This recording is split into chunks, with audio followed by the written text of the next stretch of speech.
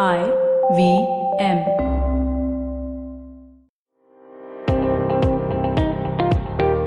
Welcome to All Things Policy, a daily podcast by the Takshashila Institution.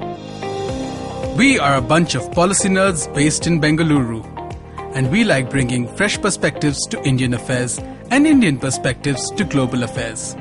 So grab a cup of coffee, sit back, and join us for today's chat. Hello and welcome to All Things Policy. I have with me again the Takshashila tech team, Utkarsh, Prateek, and myself. And before we begin this podcast, which is extremely topical on data protection, I would just like to remind you that if you're looking to transition into a career in public policy, come study at the Takshashila Institution. We offer both graduate and postgraduate programs in public policy. Applications are now open for the upcoming January 2020 cohort. Visit takshashila.org.in to find out more. Alright guys, here we are. The personal data protection bill is out, and as is our analysis on it. And we are here to discuss a bunch of things, and if time permits, we have a bunch of 5 things to specifically discuss. And I want to begin with passwords and types of data.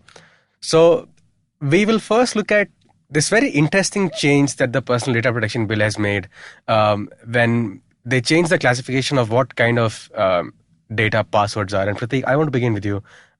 Just give us some context on what's happening here. Yeah, so there's essentially 3 types of data categories now, right? So you have personal data, you have sensitive personal data, and you have critical personal data. Sensitive personal data, includes information like your financial information, health information, sexual orientation, caste, etc.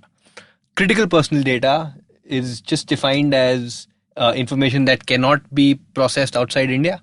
What that actually entails has been left for further specification by the government. And like you said, password is an interesting aspect. It's been moved. So the draft version had it listed as sensitive personal data.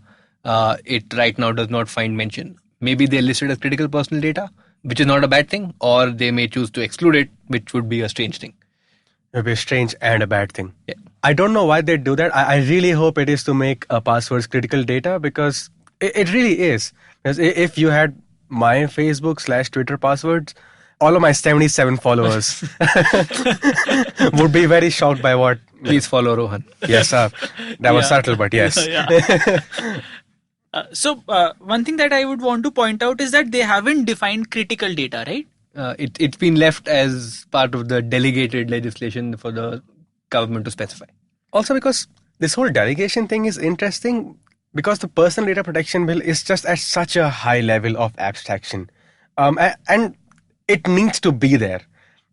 It can't go and define every kind of data and what it should be done with it. It needs to delegate a lot of stuff to, let's say, the Data Protection Authority and a bunch of other entities. Even within the Data Protection Authority, it needs to delegate stuff to, I think, the investigating officer, if I'm getting that right. This whole delegation mechanism is interesting because the Personal Data Protection Bill needs to delegate so many things to the DPA, because it can only lay out the broad guidelines of how India should approach data protection. The enforcement, monitoring, and evaluation part goes to the DPA. And I want to get your thoughts on this as to how viable is this strategy. How I know it hasn't been formed yet, but the basis of how the DPA should be formed is present in the bill. How autonomous do you think the DPA is going to be? And how good is it going to be when it comes to carrying out its tasks? So the constitution of the DPA, the constitution committee of the DPA has been changed. Earlier, the committee for appointing the DPA consisted of the members of judiciary, including the Chief Justice of India. But now the bill says that the authority for appointing them would include the Cabinet Secretary, the Law Secretary, and the Ministry of Electronics and Information and Technology Secretary. Now, this is particularly significant because DPA would now mirror whatever the MeitY would say, right? Because the MeitY Secretary is a member appointing the members of the Data Protection Authority. From what I understand, there are a total of 3 parties that can recommend people who would be good fit for the DPA to the central government. And there's a bunch of fine print there saying how much experience they should have, what is their pay scale, etc., etc. But it essentially says that you can recommend people to the central government. It doesn't define who in the central government, as in what directive. Is it the Ministry of Electronics and IT? Is it the PMO? Is it Niti Aayog? Is it some nodal body? That's Yeah. something which is not defined. Yeah. And I don't know why they've done that. And I just want to get a sense of what is the precedent here? How autonomous does this make this DPA before it's constituted? Like, how much autonomy is it giving up already? Yeah, exactly. So I don't know if there's precedent for something like this, but it certainly raises questions on the autonomy aspect, right? Because you now have the DPA being appointed pretty much exclusively by the executive, as opposed to what was in the draft, as Utkarsh highlighted, right? So and it's going to be interesting to watch this, because the kind of names that get recommended, once the bill is actually is finally passed, how quickly they make these appointments, I think are going to be very, very interesting to watch, because that will tell us a lot about which way the authority might actually lean in future. Also, if I understand correctly, DPA would also be responsible to regulate the data which has been collected by the government also, right? Yep. So if it collects data or processes it, then it becomes a fiduciary or a processor under the law and is then bound by those regulations. So if a government body becomes a fiduciary, that will also come under the DPA? Come under as in... Would that be regulated by the DPA? Yes, it should be. It should be, but interesting to notice that the government already has a fair number of, given itself a fair number of exclusions there. Yeah, So- again, before that, I would say from an institutional design perspective, if a regulatory authority is separate from the data fiduciaries, right? How can the government be a player as well as an umpire when it comes to a data protection authority as well as collecting data as a fiduciary? That is something which I find a certain dissonance in. Yeah. So I gave comments to the Deccan Chronicle on this recently, and the idea was that you have this bill that is essentially close to writing the government a blank check when it comes to sort of accessing data held by regardless of what the fiduciary or the processor is. So it's like saying the Data Protection Authority will have access to any data that it wants on anything. And I think there's a special clause for non-personal and anonymized data. How effective do you think the anonymized data thing is? And for context, I'll just tell you, the Data Protection Authority can ask for data to be anonymized and sent to them. So I imagine it is to reduce, let's say, profiling and micro-targeting or whatever. So I just want to ask you, Prateek, how effective do you think this is going to be? So there's been a ton of research on this, right, which says that anonymized data, once you're able to gather, anonymized data from different sources, it's not that difficult to re-identify, a person. So how effective anonymization is, I think there's a general question mark on that. A lot of research points to it not being very, very useful anymore. So I have questions about that too, right? Because if you're asking for, the government can essentially ask for all anonymized data. It's not too hard for them to relink that to a person. So yeah, as Prateek said, anonymized data can be asked by the government to actually help them better target delivery of services and formulation of evidence-based policies. Now, apart from the problem of, say, potentially de-anonymizing data, even if we actually do not de-anonymize data, and if we have a significant amount of data, we can actually draw insights from it, and this data can be used to profile and segregate people into certain sections and target delivery of certain services according to the nature of that particular section of the society. So even anonymized data can lead to discrimination and profiling. So from what I understand, it's more like a speed bump and not a dead end. I hate analogies, but this one I just couldn't resist. And I just want to move on from the DPA because we'll, I think, in future podcasts talk a lot about what happens at DPA when it's being constituted. And I want to move on to something that I don't think a lot of people have talked about. That is children's rights. And there's a whole section on this in the PDP. I think it's chapter 9. But I'm not exactly sure what chapter it is. The idea is that children, they also go online a frequent amount, and they are also entitled to certain rights when they are online. And even more so because they don't always understand the nature of the internet and how it can be used to exploit them. And there's a bunch of ways in which other countries and the EU have approached children's rights online. The way India is doing it is by making something called a guardian data fiduciary. I'm using the term right, I'm pretty sure. And the idea is that any service online that caters to child services or processes large amounts of data of children is a guardian data fiduciary. And I think there's certain restrictions to profiling, and I want to get to one of you guys as to what these restrictions are. What about their profiling children, and also how much data can they process when it comes to like having children? Yeah. So what they say is a guardian data fiduciary will be barred from profiling, tracking, or monitoring the behavior of children, and actually micro-targeting ads for minors, or carry out any processing that causes significant harm to the children. But the question is, how do you actually implement that? Okay. So consider an example of Baiju. I can ask Baiju to not micro-target children with particular ads and not monitor their activity on the app. But say a Facebook, which has both children users, minor users, as well as adult users, do you define separate rules for minors? Do you define blanket rules for everybody who has the potential of catering to children? And how do you go about doing that is something I'm a little unclear about. So generally what people in other countries do is they, like the EU says in the GDPR that laws around data protection of children should generally be very explainable when a child accesses the internet, right? And this particular bill does not say that as of now. And I'm not sure why they haven't said it, because it seems like a good idea to have a template so that kids can understand what they're giving up when they use something like Facebook. And I would say there is an incredible amount of value in having that for adults as well, because let's be honest, none of us read the e-privacy documents of the apps that we sign up for, right? Yeah.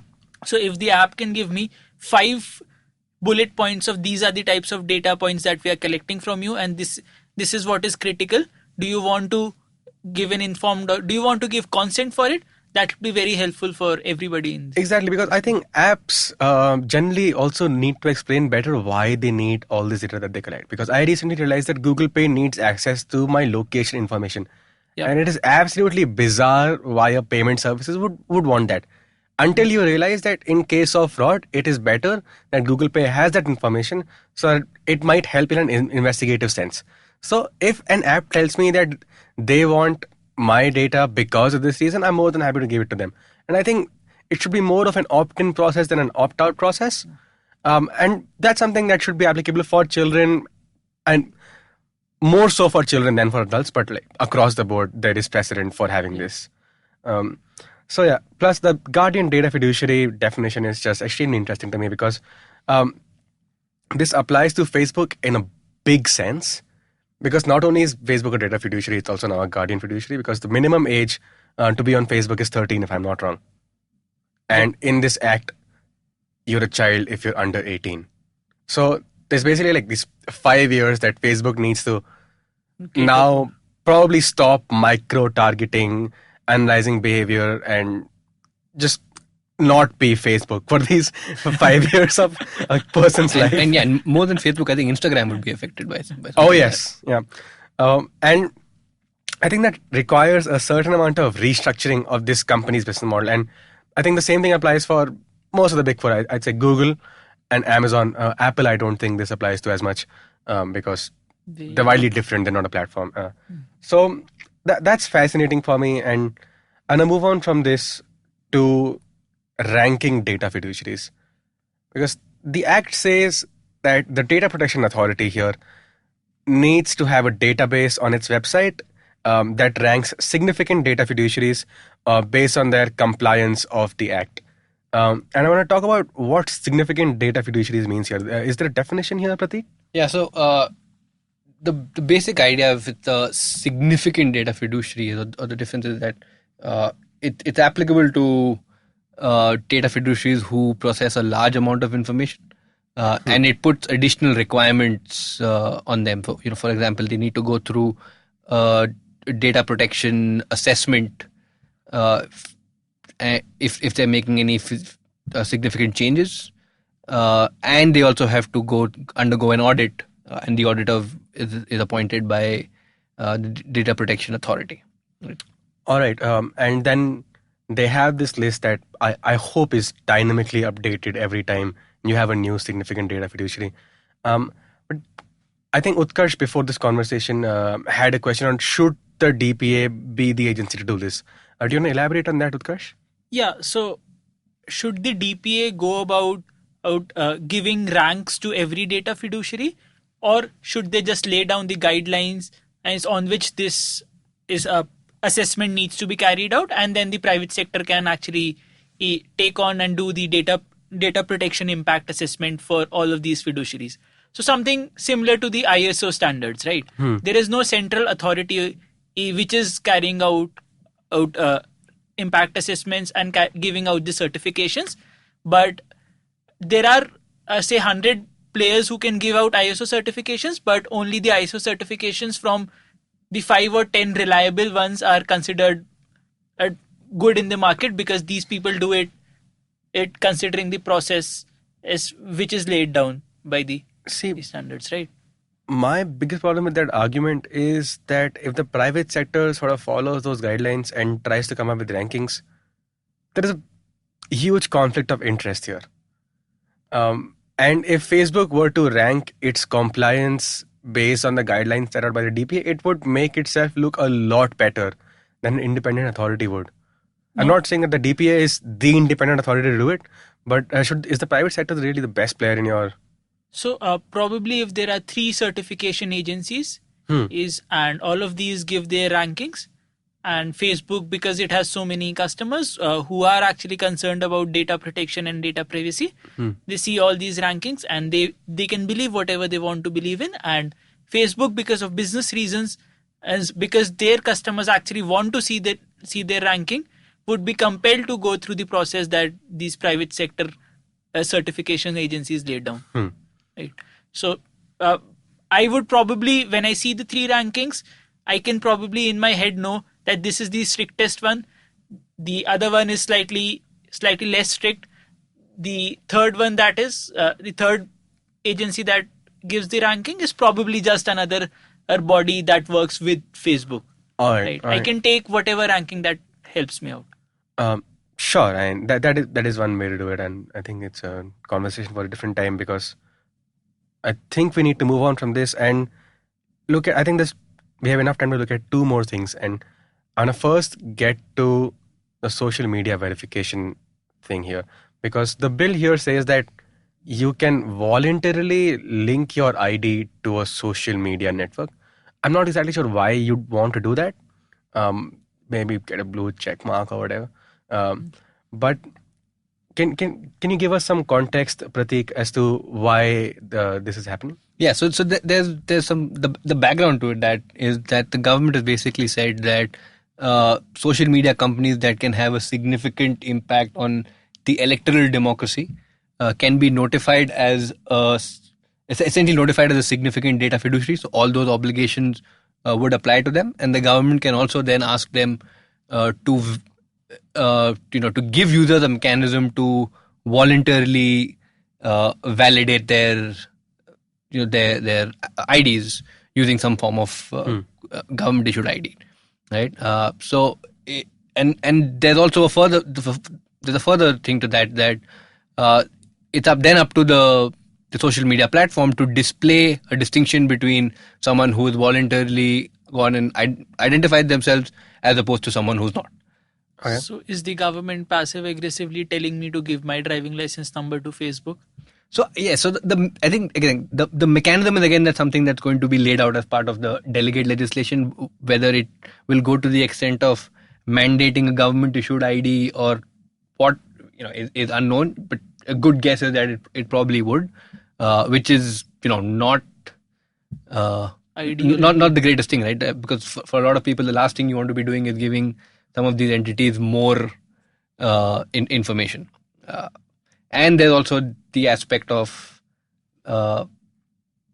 distinction between verified and unverified users, right? So you're essentially nudging users towards doing this, and so it's interesting, and in my mind, it again draws parallels to our favorite northern neighbor, who also has, in that case, it's mandatory. You have to have your national ID card linked to any sort of online account. But yeah, that's really interesting. And before we move on, I just want to say that the Delhi High Court, I think, has declined this before. They haven't prohibited it, but it is borderline going against sort of that spirit. That I do want that blue check mark. I just don't want to give my Aadhaar to get it. and they've been smart about it, right? They've not said Aadhaar specifically. They've just said validation of ID, right? So when asked if there a plan to link Aadhaar to social media, the answer was no.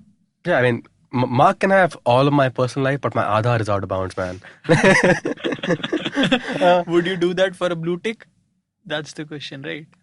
I haven't been offered one yet, but as soon as I move up from my 77 followers, looking at everyone listening to this podcast, that should happen.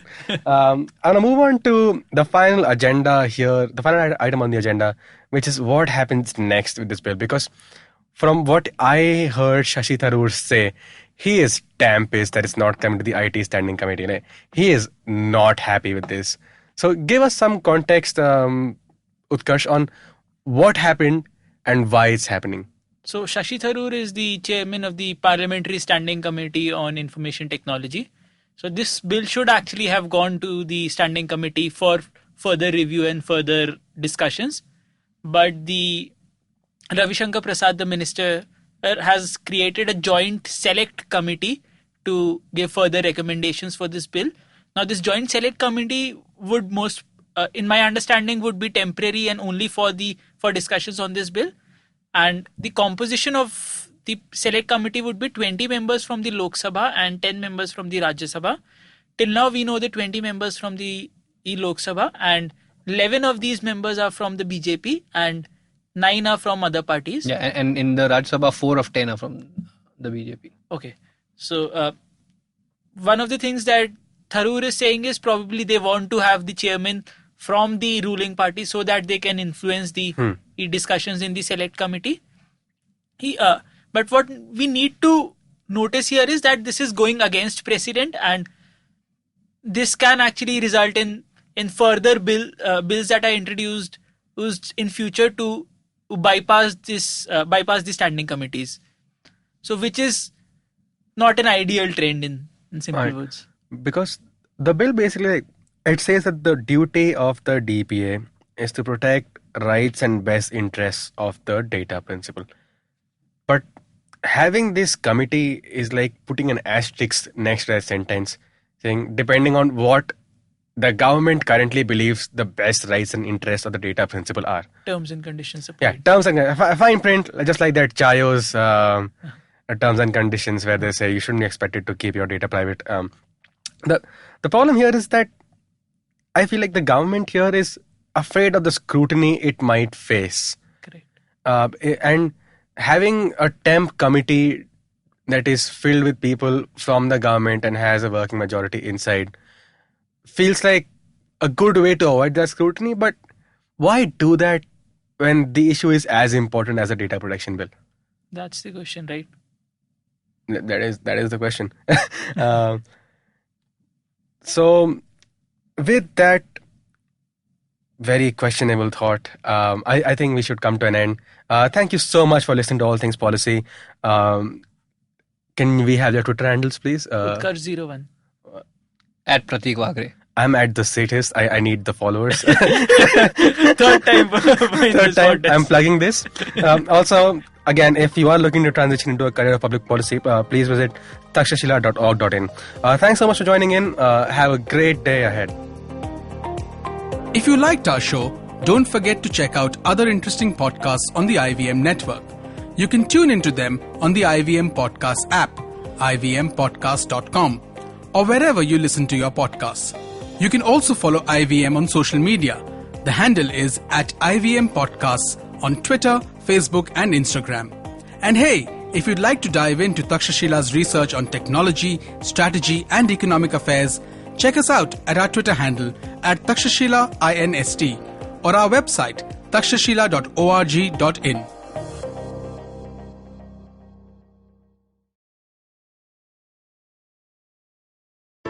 I hope you enjoyed that show. We'd like to thank our sponsors this week, Intel, Storytel, and Cambly. And let me tell you a couple of things that you should check out this week. On Storytellers and Storysellers, Vineet is joined by actor Amol Parashar and content strategist at TVF, Akansh Kaur. They talk about the risks and rewards they encountered after quitting their traditional jobs for digital media entertainment. On Advertising is Dead, Varun is joined by business head of Gully Gang Entertainment, Chaitanya Kataria. They discuss the rise of new age music. On Litnama, Lakshmi is in conversation with poet Jasmine Khurana. They discuss the trend of slam poetry. On Football Shutball, Gaurav, Karthik and Siva talk about Man City's visit to the Emirates Stadium. On Simplified, Chuck and Shriketh simplify the impeachment process in the US and discuss the chances of Trump getting impeached. On Geek Fruit, Jishnu is joined by Siddhant Mehta and they do a roundup of the greatest hits and misses of 2019. Thanks and keep listening. Look! Up in the internet! It's a meme! No! It's a cat video! No! It's the Geek Fruit Podcast! That's right, we interrupt this riveting broadcast to tell you about our show, The Geek Fruit Podcast, where Tejas, Dinkar and I, Jishnu, talk about everything in pop culture, including DC, Marvel, Star Wars, Netflix, and everything in between. You know how your friends hate it when you ramble about some nerdy crap and you just want somebody to listen to you? Well, sorry, there's nothing we can do about that, but come listen to us ramble and it'll almost be like the real thing. Kind of. Listen to new episodes of the Geek Fruit Podcast every Monday and the Geek Fruit Bulletin every Thursday on iTunes, Google Podcasts, the IVM app, or wherever you listen to podcasts. Happy listening, you nerds.